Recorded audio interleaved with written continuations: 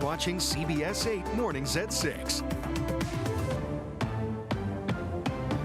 Hope you had a nice weekend, everyone. It is 6 a.m. on this Monday. Thanks for being here. I'm Eric Connert. And I'm Netta Iranpour. Yeah, the start of what might be a holiday week for a lot of people. It is starting off foggy. Let's show you some video from Kearney Mesa. Earlier this morning, really hard to see a few feet beyond your car. So let's check in with meteorologist Evan Noorani and see how foggy it is and where this fog is sitting low. Yeah, definitely a foggy start to the morning. Looks like by the afternoon we'll get plenty of sunshine. Okay. So that's the plus side, is don't expect this cloud cover to linger for too long. In fact, in many cases, we've already seen some improvements made.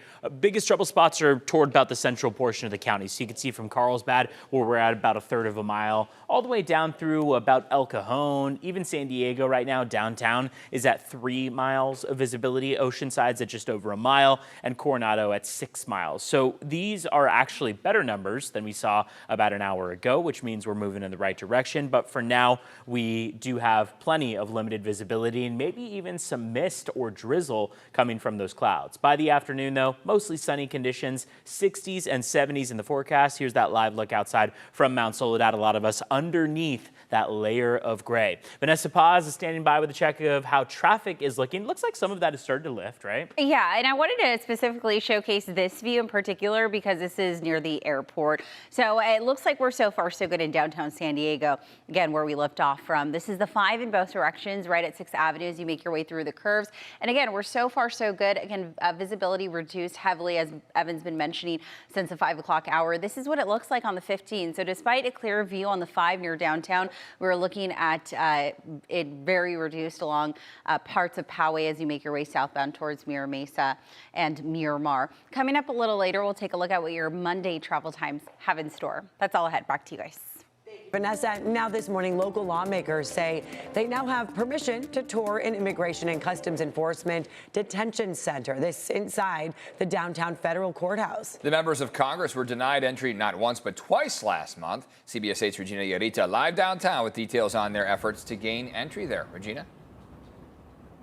Yeah, good morning, Eric and Netta. Well, like you mentioned, for the past couple of weeks, Congress members have been trying to get into the ICE holding facility that is inside the federal courthouse, but have not been able to do so. Today, they say it's going to be different. They believe they'll be let in after attempting for a third time. They say they now have the permission to enter the facility following the end of the government shutdown. This comes after representatives received reports of increased numbers of people being detained in the basement facility of the federal building during routine immigration check-ins. Immigration advocates and family members of undocumented loved ones also say people were being detained in poor conditions without access to attorneys, medical care, or proper nutrition. This started on October 20th when Representative Juan Vargas and Scott Peters were refused entry after trying to visit the facility. They were turned away by federal employees who say they needed to go through the proper guidelines and give a week notice. They came back on October 27th and they were joined by Senator Alex Padilla and Representative Sarah Jacobs, but were denied permission once again. This time they were told it was because of the government shutdown, which brings us to today. This will be the third time that they will try to visit this federal facility. Local legislators say they're only exercising their legal right and they're trying to conduct oversight. So they're hoping that today they do get that permission to enter the facility, and we'll have more details later this morning. For now, I'll send it back to you. Regina, thank you so much. New information this morning about a police chase and a shooting that shut down the 5 in Oceanside. Yeah, this caused a huge mess. CHP says the suspect is at a local hospital with major injuries after officers shot him. The pursuit began early Saturday in Buena Park and ended near Camp Pendleton, where police say the driver ran from the car with a ghost gun. Authorities say he hid in brush in the center divide for hours until drones spotted him. Authorities say when he refused to surrender, at least one K-9 officer and a CHP officer fired their weapons. No officers were hurt in this, but traffic was backed up for hours on the 5. Expected to be a very busy travel week, both at our airports and our roads. AAA says about 6.8 million people in Southern California will be traveling. CBS 8's Chris Grow joining us live along the 15 with some tips as people are maybe packing up their cars right now. Chris. Yeah, I mean, today would be one of the best days to leave because it's not one of the days identified by AAA as going to be busy on the roads, though. If we let that secret get out, then aren't we making it busier? I don't know. But look, Tuesday and Wednesday are going to be the busiest days to hit the roads, the 15 up to the 215. You're making your way up to Riverside County, obviously going up to LA as well, too. Those are going to be very congested these next couple of days. So that is something that, of course, AAA is warning drivers about. They want to make sure that people are aware of just how many travelers will be out and about here in Southern California. In fact, they estimate that about 90% of Southern California travelers will be driving. More than 5 million people on the road, and that those busy days, again, will be Tuesday and Wednesday. Now, of course, there also will be busy days here at the airport coming up. The Sunday after Thanksgiving is being identified as one of the busiest airport and road days combined.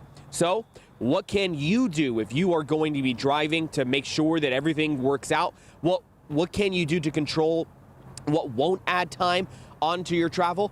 Well, if you don't have to break down or go get some quick maintenance real quick because of a flat tire, etc., that could certainly save you some time before you go ahead and have Thanksgiving dinner. Take a listen. In the 5-day Thanksgiving travel period, AAA anticipates coming to the roadside rescue of more than 140,000 stranded drivers across California. The primary reasons why people will call AAA for help will be dead batteries, flat tires, and then people getting locked out of their vehicle. Doing a little bit of preventative maintenance on your vehicle will hopefully prevent that roadside breakdown and get you to that Thanksgiving dinner on time, but most importantly, safely. So get this, AAA also estimates more than 700,000 Southern Californians will be flying. San Diego International Airport going to have a good chunk of that. They estimate that 80,000 people a day will pass through between this past weekend and the 1st of December. Eric Netta. All right, Chris, thank you for that. Hey, San Diego FC taking on Minnesota United in the MLS Cup Playoffs Western Conference semifinal today. The winner of the single elimination match advances to the conference finals. The teams split their 2 matches this season, each picking up a win. In the first match, San Diego won 4-2. In the second match, they outshot Minnesota 28-6, but only had 1 goal in a 3-1 loss. SDFC is looking to avoid a repeat letdown. Felt we were really good, but we didn't score goals, and if you don't score goals, you don't win the game. And that's what Minnesota was better against us that game. They scored on those few chances they had, and they killed us in the counters. So that's something we have to be aware of and do much better this time. The sold-out match is at 7 p.m. tonight. MTS is boosting trolley service to Snapdragon Stadium. Okay, I love sports sound bites. If we don't score goals, we don't win the game. I mean, it's harder than it sounds, though, right? It's That's soccer, true. So it's a whole These are facts. Exactly. I heard it and I was like, he's right. It's true. So, hey, we're hoping the best, right? That they can score those points. But in the meantime, even when they don't, it's still a fun game to watch and still awesome to get out there. Snapdragon Stadium is one of the best in San Diego. So get out and enjoy a game. Current visibility out the door right now is limited, especially up in Carlsbad as well as Oceanside. When we checked in about 10 minutes ago, visibility in Oceanside was up toward about 1.5 miles. Now it's down toward 0.5 mile, which means that these numbers are kind of varying rather quickly. El Cajon is one of the trouble spots too, at less than 1 mile right now. In fact, less than 1/10 of a mile in El Cajon. When we look at the forecast, we expect widespread 60s and 70s. We looked at this just a minute ago, but again, here is that live look outside. Sunrise coming at 6:27, just under 20 minutes from now. In the meantime, walking out the door, it's a bit chilly out there. Take a look at some of the trouble spots. Ramona, Mount Laguna, Julian, all in the 30s to kick off the morning as we see these Santa Ana winds develop, which will take place tomorrow through Thanksgiving, Thursday.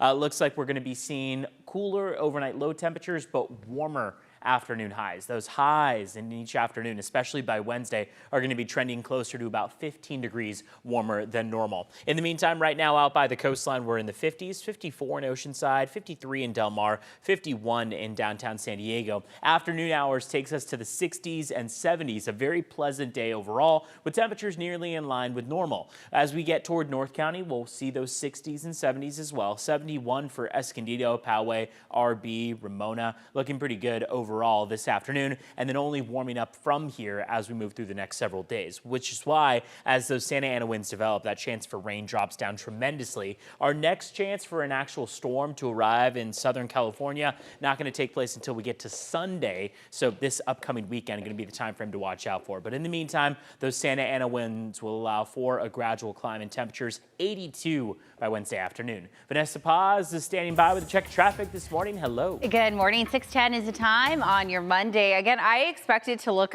fairly light through a majority of the week. I know a lot of kids, especially those in the South Bay, are off this week, and a lot of people just off in general for the holidays. This is what it looks like coming in from Santee as you make your way westbound towards the mountains. And visibility was good there. It's a little bit of a different story if you're traveling through Del Mar. In fact, this is what it looks like. This camera's still on night vision, but you could actually see the reduced viz out there due to those low-level clouds. This is on the 5 in both directions right at Via de la Valle. All right, look out for a breakdown on the 15 North right at Camino del Norte. That may slow things down as you make your way either in or out near the Escondido neighborhood.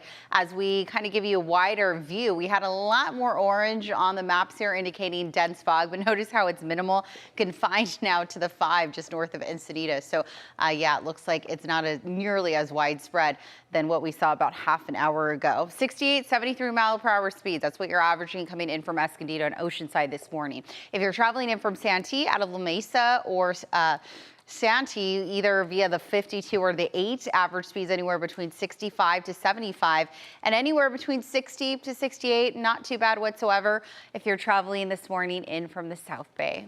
All right, 6:11 is the time. Let's go ahead and see what's happening with your border wait times. Not too shabby whatsoever. 40 minutes right now to get you in from San Ysidro's port of entry and about an hour and a half to get you in from Otay Mesa at Last Check.